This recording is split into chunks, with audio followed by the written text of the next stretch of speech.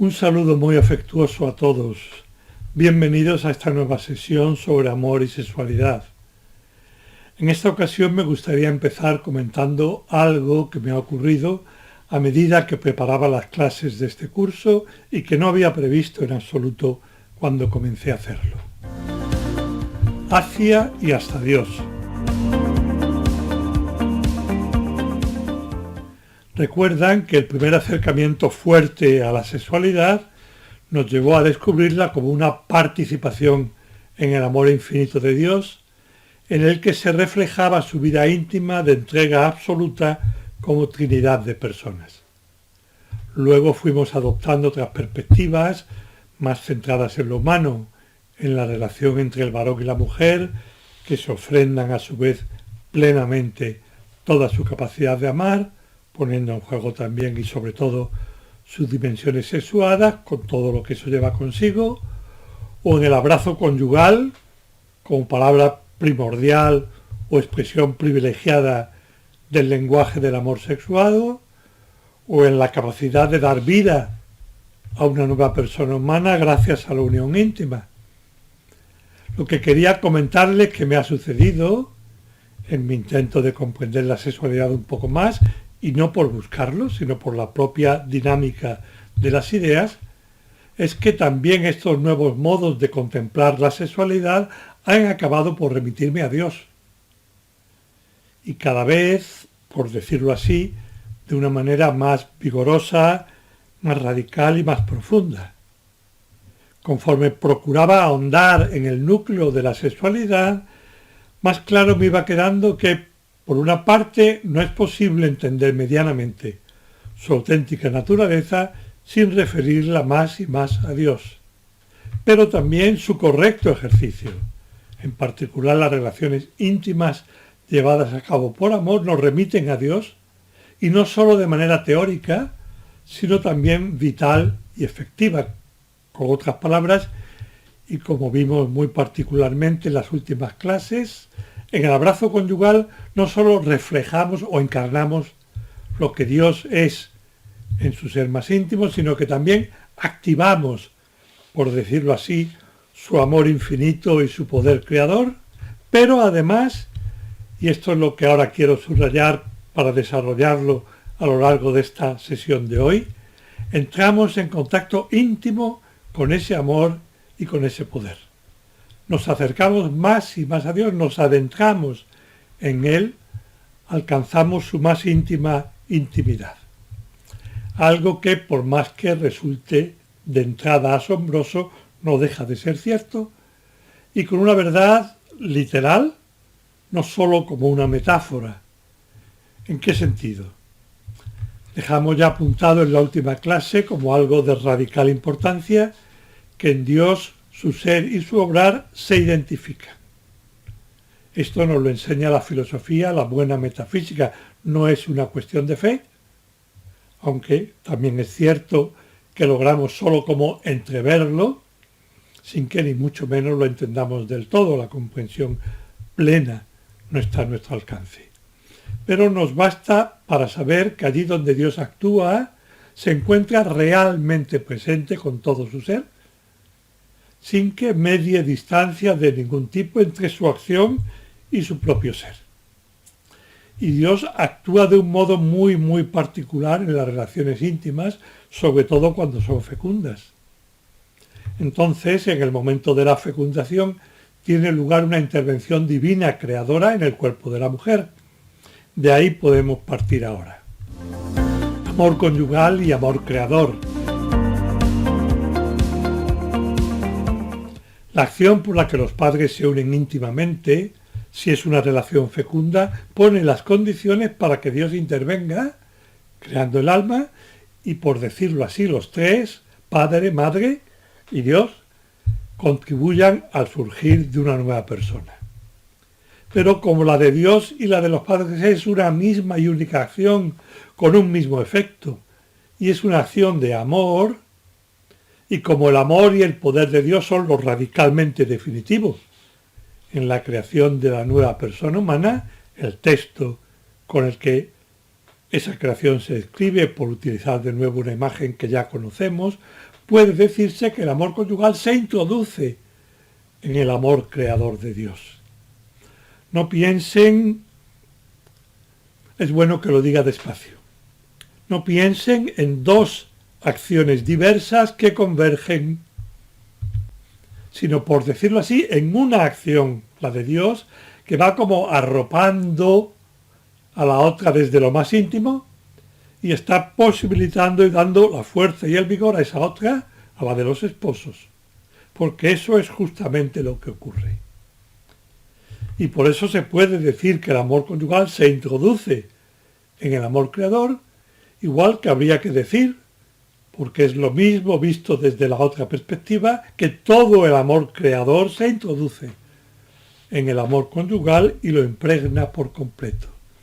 Los amores, el amor infinito de Dios y el admirable amor de los cónyuges que se entregan libremente lo más grande que tienen, su propia persona, esos tres amores están indisolublemente ligados en el abrazo conyugal, siempre en cierto modo, pero sobre todo cuando la unión conyugal es fecunda. El lugar de la liturgia creadora. Desde este punto de vista, y hay personas muy santas que han hecho esta comparación, yo la tomo de ellos y la hago mía, el lecho conyugal es en cierto modo un altar. ¿Por qué en cierto modo un altar? Hay una primera respuesta correcta que resulta casi obvia una vez que uno piensa en ello, y es que los cónyuges se prometen en el altar, al contraer el matrimonio, la entrega y la acogida recíproca de todo su ser y de toda su capacidad de amar. Pero esto se cumple realmente, se realiza o culmina, se completa por vez primera, preparando uniones sucesivas en las que el sacramento en cierto modo revive o se renueva, se completa en la entrega mutua de los cuerpos que sirven de vehículo y como de resello a la entrega de la persona toda. El lecho conyugal acoge entonces la materia del sacramento, que son los cuerpos mismos de los esposos, y es el altar donde se culmina, y más adelante se va renovando el sacramento. Pero hay algo más referido a cualquier unión conyugal realizada por amor, no solo a la primera, y es lo que ahora me gustaría señalar. Que el abrazo conyugal abierto a la vida hace posible una presencia de Dios diversa, que no es la misma que la presencia y la acción con las que, por ejemplo, Dios ahora a ustedes y a mí nos está manteniendo en el ser y nos está permitiendo actuar, pensando todos, y yo hablando y ustedes escuchándome, y ojalá todos reflexionando y conociendo un poquito más, y apreciando y valorando aún más nuestra sexualidad. Esa acción de Dios, la que ahora está ejerciendo con cada uno de nosotros, es una acción que nos mantiene en el ser, que nos conserva en el ser. Pero en el caso de la procreación hay una intervención de Dios que, al menos desde el punto de vista del efecto, desde nuestro punto de vista, por decirlo así, es una intervención distinta, porque es una intervención estrictamente creadora. En ese sentido, el lecho conyugal de dos esposos que se unen por amor y cuyos cuerpos constituyen la materia misma del sacramento es, por decirlo así, el lugar de la liturgia creadora. Es el lugar donde Dios lleva a cabo precisamente la creación de nuevas personas con toda la grandeza, también sacramental, en el sentido de que ahí es donde Dios manifiesta su propia fecundidad, la fecundidad del amor infinito, intra y extratrinitario. La Virgen de Guadalupe.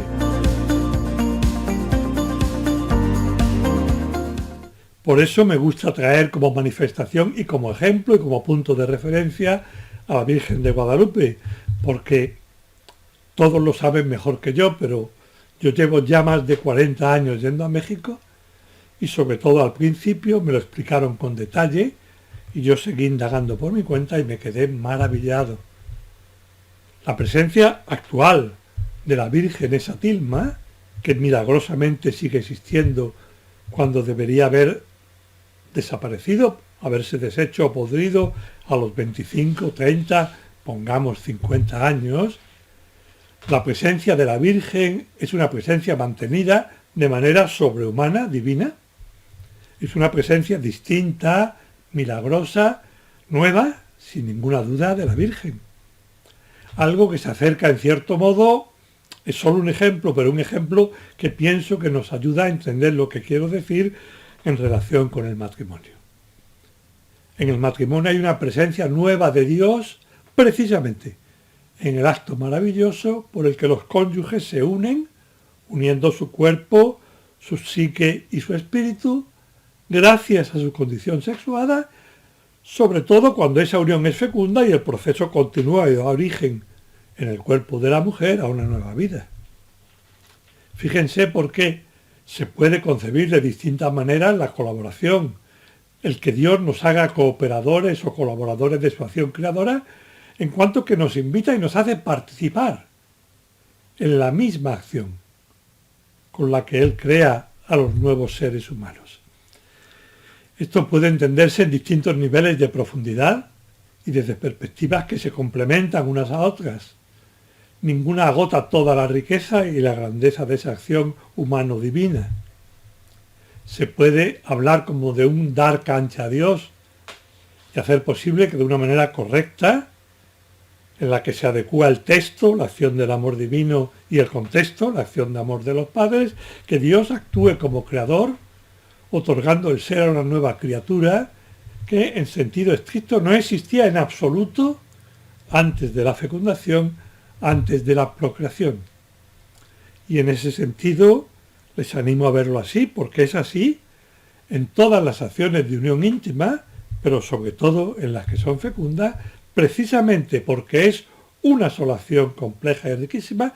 Los padres, cuando se unen, se están bañando en el amor de todo un Dios. Se introducen en esa corriente de amor por la que Dios está actuando formalmente como Dios creador.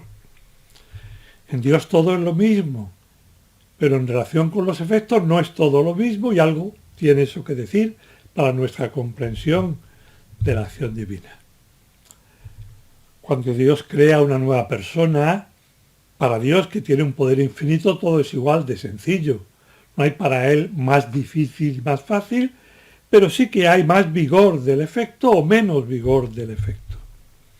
Y hay más vigor, más fuerza, más energía, más potencia, más amor. Cuando Dios decide dar el ser a una nueva persona. Insisto, estoy hablando desde nuestra perspectiva para intentar ayudarles a comprender lo que yo pienso haber alcanzado a entender un poquito. Cuando Dios decide dar el ser y crear una realidad, no tanto de la nada, en cierto modo sí de la nada, pero sobre todo desde su amor y desde la potencia infinita de su ser, en la cual está concebida y precontenida toda posible realidad. En ese sentido me parece que vale la pena reflexionar sobre algo que es maravilloso, que uno de los medios, quizá el más específico, para hacer crecer el amor recíproco entre los cónyuges es ese prodigio, ese portento, que consiste en tener por amor relaciones íntimas abiertas a la vida. Sobre todo si son fecundas, pero siempre, en cierto modo, con su acción están apelando a la posibilidad de que Dios intervenga con su amor infinito, que se manifiesta en este caso en una acción que da origen a una nueva realidad, que es la persona del Hijo. Y en ese infinito amor, empleando la misma metáfora que antes, se baña el amor de los esposos. ¿Cómo no habría de crecer el amor mutuo entre ellos, empapado y penetrado por el infinito amor de Dios?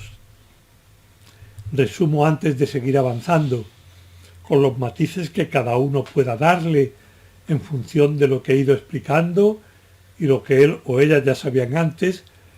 Cabría decir que en la unión íntima abierta a la vida y de manera muy particular, cuando esa unión es fecunda, los padres son cooperadores de Dios en, y ese en lo he subrayado porque es en la misma acción que tiene por efecto lo más grande.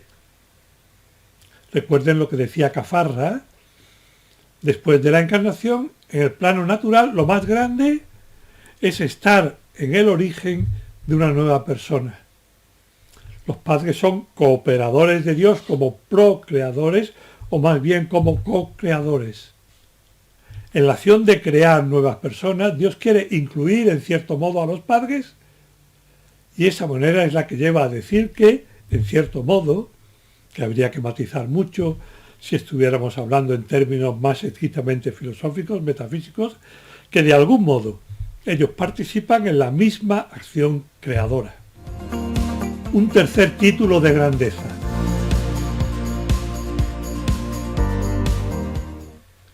De ahí otro de los títulos de la grandeza de la sexualidad. Es grande, es magna, no sólo por constituir una encarnación, un reflejo maravilloso del amor de Dios, por ser un medio de establecer, hacer crecer, purificar y hacer fecundo el amor entre un varón y una mujer, sino ligado a esos dos elementos, a esos dos títulos, hay un tercer título maravilloso de la grandeza de la sexualidad, el hecho de que está en el origen adecuado, en el origen correcto, en el origen coherente de la entrada al mundo de una nueva persona humana. En el origen de esa acción creadora de amor infinito, por el que Dios decide dar la vida a un nuevo ser humano ya para toda la eternidad. Fíjense en esto porque es relevante. Cualquier animal, incluso el más longevo, cualquier otra realidad, incluso la que pudiera, supuesto que se dé el caso, persistir durante todo el tiempo que exista el cosmos, esa realidad ha tenido un principio y tendrá un fin. Mientras que cada una de las personas tiene ciertamente un principio, pero está destinada a permanecer en Dios, no durante toda la eternidad, podemos decirlo así, y se entiende, sino en la misma eternidad que constituye a Dios en Dios mismo. Cualquier persona humana tiene ese destino. Y Dios ha querido que los padres, en una manifestación recíproca de amor, seamos partícipes del poder y del amor infinito con el que surge la nueva criatura. Sí, siguiendo un poco con esta idea, tenemos presente, como ya sabemos, que cada persona es única e irrepetible y que Dios crea de la nada, podemos darnos cuenta de hasta qué punto es grande la acción con la que nosotros participamos de la acción creadora de Dios y hasta qué punto llegamos, esto es lo que ahora quiero subrayar, hasta el núcleo mismo, hasta el mismísimo corazón de lo que es Dios. Fijémonos ahora en Dios. Dios lo sabemos, unos hemos reflexionado más y otros menos, pero todos tenemos esa idea de la maravillosa simplicidad de Dios, que no es fruto de la composición de distintos elementos. Dios es uno y simplicísimo, con el gran misterio de que simultáneamente, por decirlo a nuestra manera, son tres personas que constituyen un único Dios. La plenitud de ser, la plenitud de perfección, en la que el ser, el amor y el obrar son lo mismo, son el propio Dios. Para nosotros no. Nosotros somos, y me he detenido adrede un momento para en cierto modo significar el mero ser sin actuar, si es que eso fuera posible.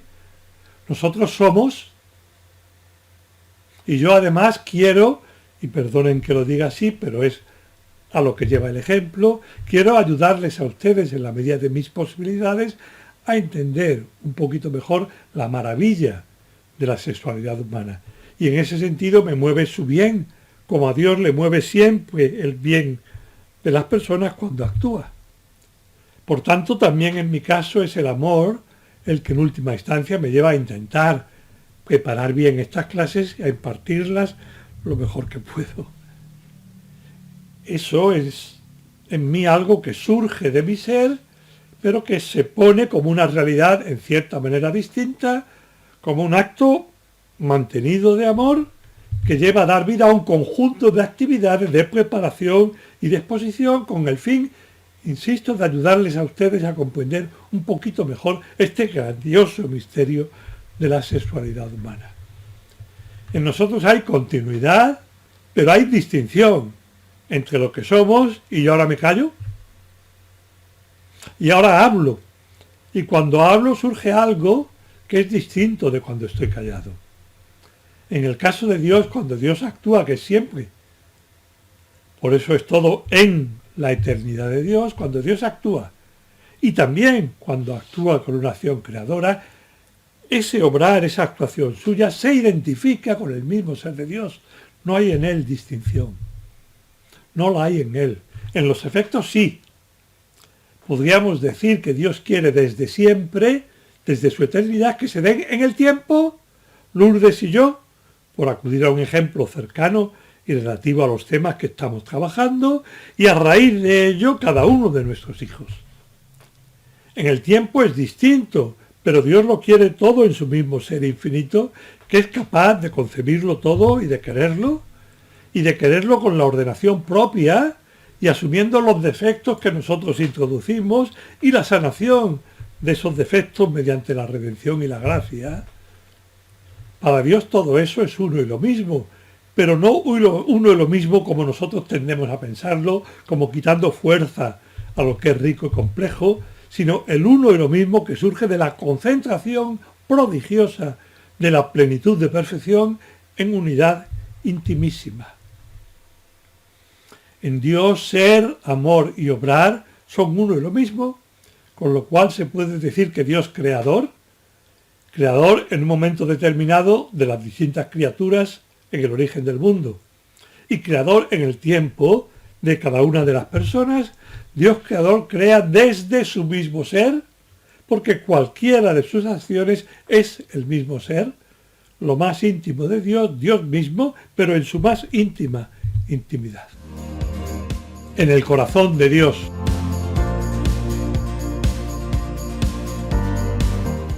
Con lo cual nosotros, cuando cooperamos con Dios en la venida al mundo de cada nuevo hijo, cuando en cierta manera nos abrimos a la vida, pero sobre todo cuando esa apertura es fecunda, nos situamos en el centro mismo de la creación, que es el corazón mismísimo de Dios. Con lo cual se puede decir, y verán que no es falso, que lo sostiene Juan Pablo II, pienso que en sus palabras lo confirmé yo, aunque pienso también que llegué por otra vía, los padres se ponen en el centro de toda la creación y toda la creación vibra con ellos. Y es algo que de alguna manera, y ojalá con estas explicaciones les ayude a percibirlo un poquito más, aunque sea rememorando lo que ya han vivido, como es ahora mismo mi caso, en cierto modo nosotros advertimos que hay algo grandioso que está ocurriendo ahí, que es en cierto modo una captación imperfectísima de la presencia del mismo Dios creador y por tanto de todo lo creado por Dios. Es toda la creación.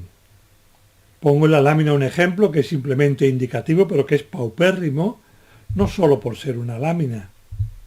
Esa realidad es paupérrima porque las realidades realmente significativas son cada una de todas las personas.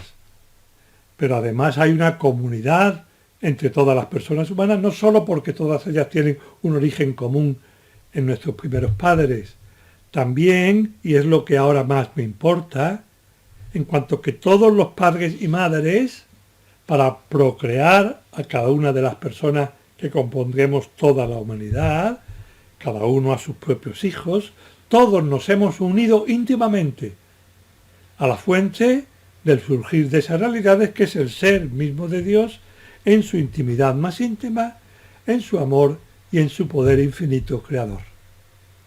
Todos y cada uno de los que somos, hemos sido, seremos padres, y precisamente en cuanto padres, en cuanto procreadores de la persona de nuestros hijos, estamos unidos en la acción creadora por la que Dios da el ser a cada uno de nuestros hijos, una acción que se identifica, como vengo repitiendo, con la más íntima intimidad del propio Dios.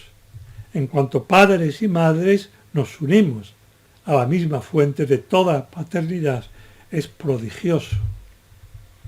Para ir concluyendo, voy a intentar poner más de relieve, ahora ya de las manos de otros autores, esta idea de hasta qué punto es grandiosa la unión íntima de los cónyuges por amor y de manera todavía más especial cuando está abierta la fecundidad, que debería ser siempre, y de manera todavía superior cuando es realmente fecunda. Las palabras que voy a leer son de un autor, Cormac Burke, que en un momento dado cita a Juan Pablo II, y son todas ellas, en cierto modo, una glosa de lo que dice Juan Pablo II.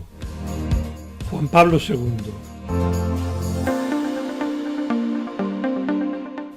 Yo voy a leer las palabras de Cormac Burke, las de Juan Pablo II y el modo como las continúa luego glosando Cormac Burke.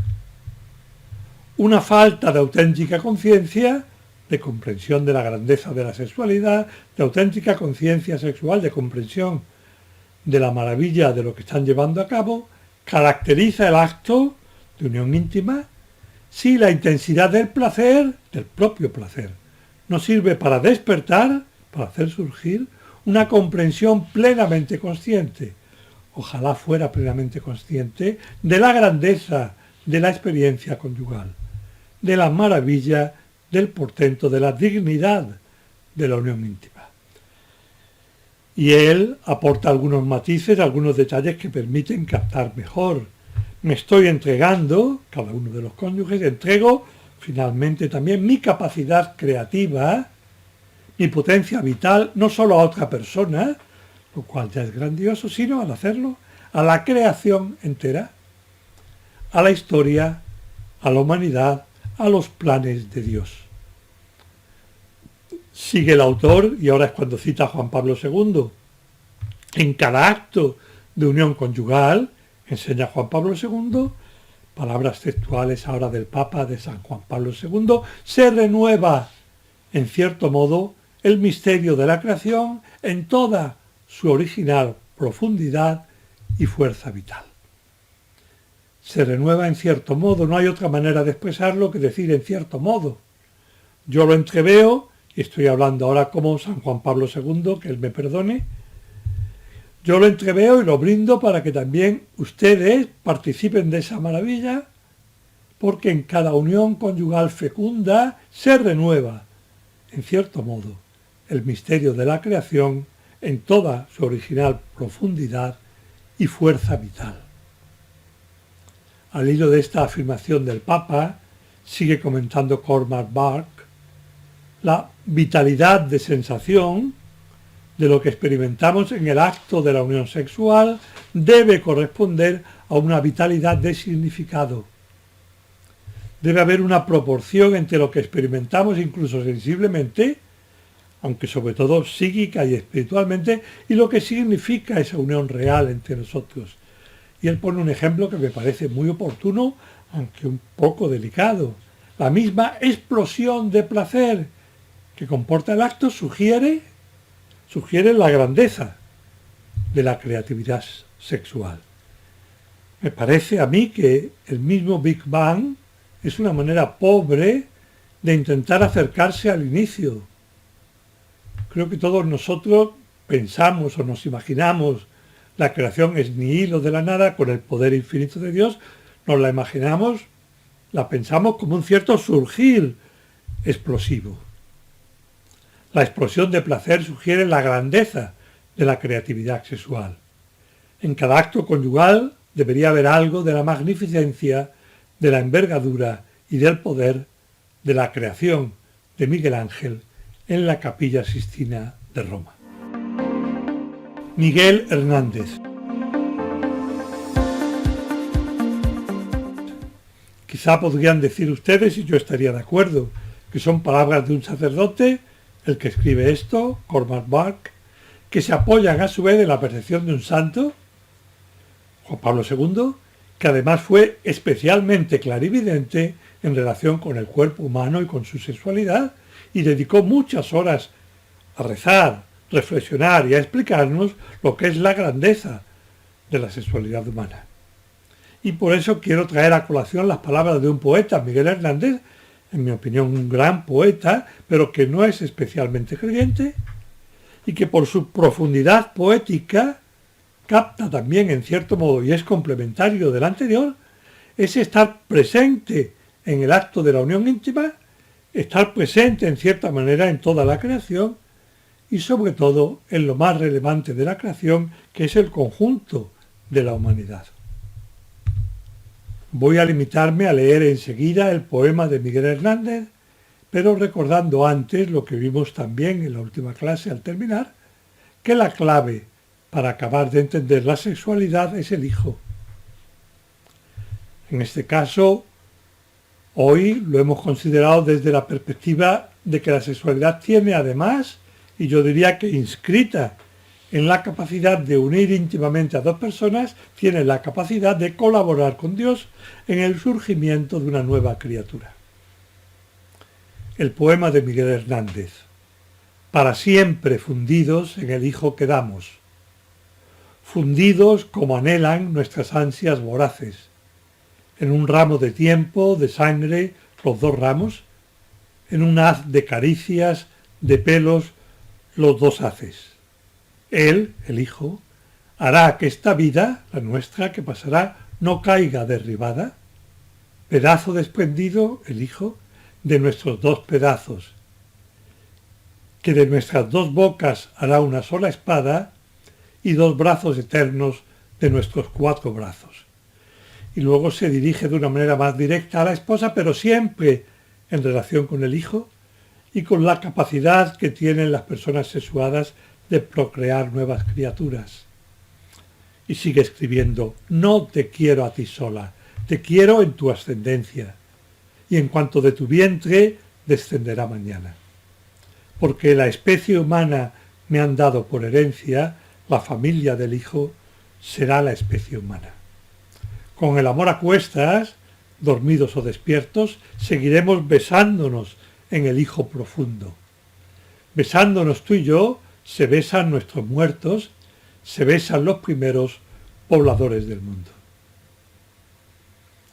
No añado nada porque quiero dejar en el aire la belleza grandiosa de estas palabras de Miguel Hernández y la belleza aún más grandiosa que constituye la sexualidad humana. Un abrazo muy sincero y muchísimas gracias a todos. Confío y deseo con toda mi alma que este curso les haya servido hasta ahora y les siga sirviendo para comprender y vivir mejor el gran regalo que Dios nos ha hecho al otorgarnos la sexualidad. Gracias de nuevo.